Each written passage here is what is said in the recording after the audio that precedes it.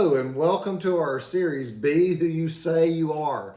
If you've never tuned in before, we thank you for joining us today. And this is probably going to be a 5 or 6 part series that I'm going to do with the entire goal being around how can we as Christians live out who we profess to be. And this is really difficult at times.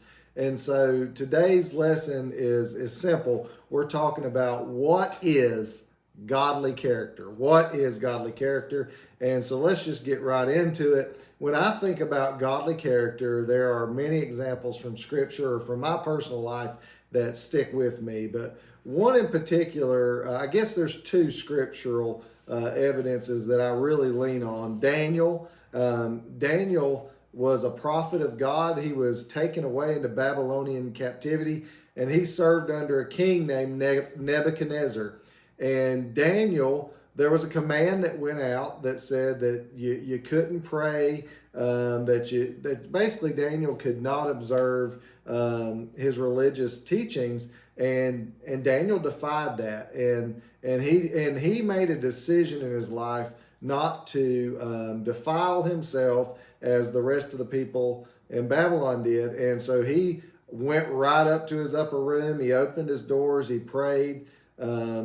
He prayed to God. He did it out loud. And if you know the story, he went to the lion's den. But when I think of godly character, I think of Daniel, and I also think of his companions, Shadrach, Meshach, and Abednego. And if you recall, they refused to bow down and worship to a statue because they knew that that was idolatry, and they served the one true God. So as I'm thinking about how to lead into this series, those are 2 big examples that play into my mind. How do we as Christians live the life that we're called to live and do exactly what we're called to do? How can we display godly character? And it goes right in line with the series title. We need to be who we say that we are. Like in Daniel chapter 1, verse 8, here's what the Bible records about him. It says, "But Daniel purposed in his heart that he would not defile himself with the portion of the king's delicacies, nor with the wine which he drank. Therefore he requested of the chief of the eunuchs that he might not defile himself." So there Daniel said, I'm not going to disregard the commands of God about what I should eat, what I should drink, what I should participate in, just to make the world around me feel better about themselves. And so Daniel, it says, and the most important part there, and what we're really keying on today is the heart. It says, Daniel purposed in his heart that he would not defile himself. And the heart is the key component to our Christian life. You know, to try to live it without our heart, our mind, our soul, and our strength is impossible. But the first of those that Jesus listed was our heart. And Proverbs puts it this way. In Proverbs chapter 4, verse 23, "Keep your heart with all diligence, for out of it spring the issues of life." Keep your heart with all diligence. That means you have to work hard at protecting what's in your heart and what you believe. And there's times where we let things into our lives that pull us away from what we know to be true and what God would have for us. And we can't do that as Christians. We have to guard our hearts. You know, Jesus said, out of the abundance of the heart, the mouth speaks. And so there are times where, people say, "Ooh, I really didn't mean to say that." Yeah, you did. That's exactly what you meant to say. And how do I know? Because it was in your heart to say it. And you can't blame your mouth or like, "Oh, I had a brain fart." You've got to own it that I had this malice or hatred or bad thing to say in my heart and it came out.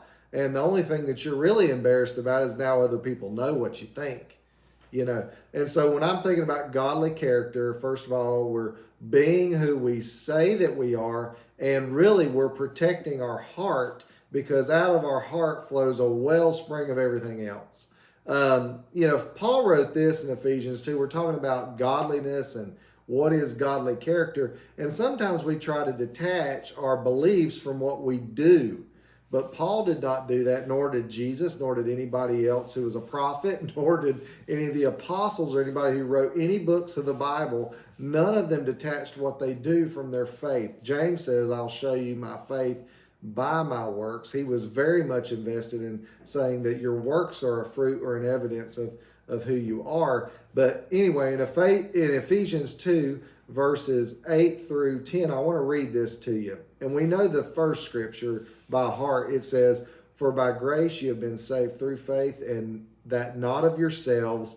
It is the gift of God, not of works, lest anyone should boast." So we can't brag about our salvation. We can only boast in Jesus.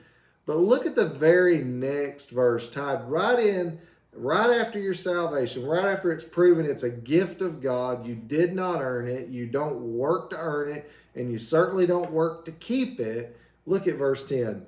"For we are his workmanship," that's God, "created in Christ Jesus for good works, which God prepared beforehand that we should walk in them." God's prepared the works that we're to do before we ever do them. And we were created, we are his workmanship to do those good works. So don't forget that. And then also in Titus, I want to read this to you as well. In Titus chapter 2, verse 7, it says, "In all things showing yourself to be a pattern of good works, in doctrine," that's teaching, "showing integrity, reverence, incorruptibility, sound speech that cannot be condemned, that one who is an opponent may be ashamed, having nothing evil to say of you." Basically, what's being written here is in Titus is, don't give people a reason to claim that you're not a Christian. Don't give people a reason to claim that you're not godly. And so when I think about godly character, A, it starts in your heart. B, our works really, really matter.